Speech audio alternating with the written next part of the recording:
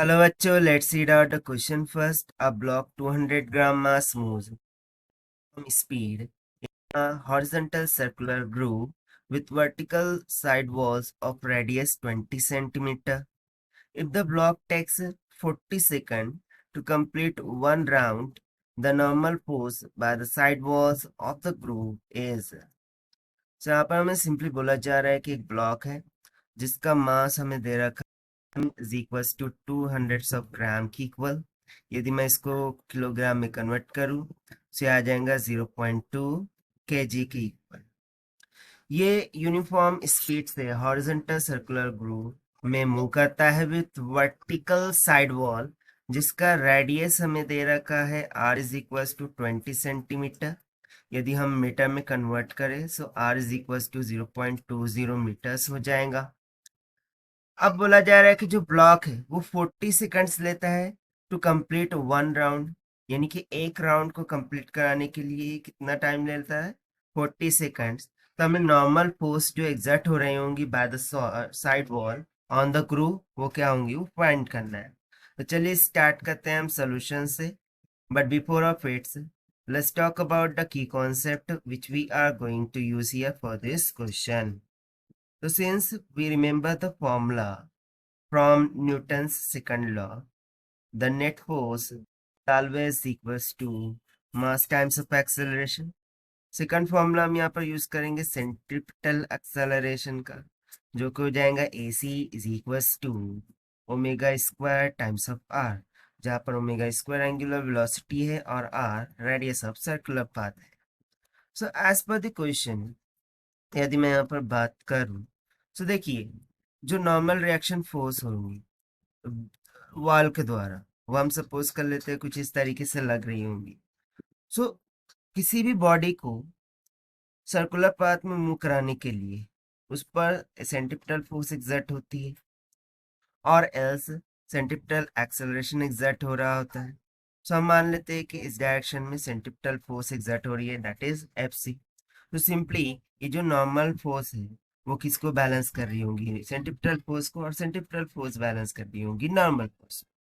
So by using the Newton's second law of motion, clearly we can say that कि जो normal force required है यहाँ पर जो कि वॉल के द्वारा लग रही है ग्रुप पर, this must be equals to mass into the acceleration.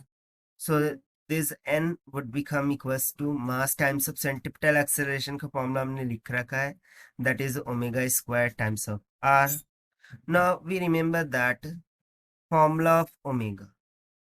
This is nothing but equals to 2 pi by t, जहाँ पर t time period of revolution को इंडिकेट करता है।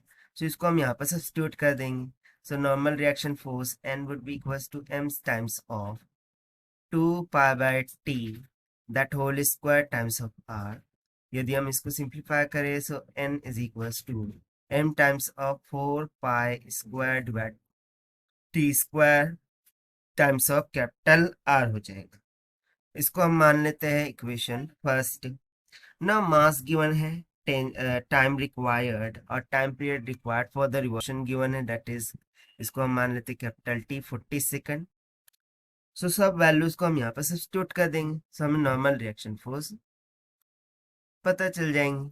तो चलिए हम सब्स्टिट्यूशन करते हैं। So normal reaction force N would be equals to, mass हमें दे रखा है 0.2 kg मल्टीप्लाई बाय 4 इंटू जो पाई है उसके लिए हमें वैल्यू दे रखा है, ओके नॉट गिवन, सो हम यहाँ पर रख सकते हैं value of pi is nothing but 22/7 इसका whole square divided by capital T का होल स्क्वायर, दैट मीन्स 40 का square multiply by capital R 0.2 metres. तो जब आप इसको सिंप्लीफाई करेंगे सो 40 4 10s are 40 and 10 से 10 cancel हो गया, 2 2s are 4, that means it will comes near about 9.859 into 10 to the power minus 4 newtons के equal. and therefore this is going to be the required answer to our question जो कि हमने solve किया है by using the concept of Newton's second law and formula of centripetal accelerations. Now, according to given option, 9.859 into 10 to the power minus 4, that means option D will become correct. So this is the required solution. I hope you understood it well. Best of luck. Thank you.